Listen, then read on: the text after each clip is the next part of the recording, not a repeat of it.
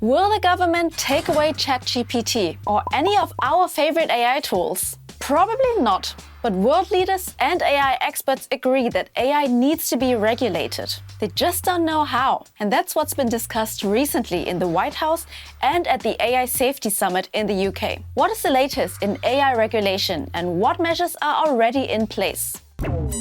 This week, world leaders, tech managers and AI experts met in the UK. They basically discussed how not to get overthrown by AI. This is something even AI developers are warning of.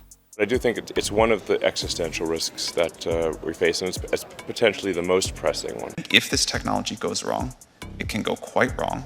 Critics say this doomsday talk is just meant to distract from AI's real problems, like misinformation, bias, and job displacement, to name just a few. Anyway, fact is, we need regulation. So, who will decide the rules of AI? The US thinks it's their duty to lead the way. It is American companies that lead the world in AI innovation. It is America that can catalyze global action and build global consensus in a way that no other country can. An executive order signed by President Joe Biden aims to implement universal AI standards. For example, the order recommends actions to protect consumer privacy and tackle AI-driven discrimination. Also, guidance on watermarking AI-generated content is named here. Plus, AI developers are now required to share their safety results with the US government. So, the US seems to be all set. However, to pass meaningful regulation, there needs to be a global framework. The UN recently created an AI council to come up with global guidelines.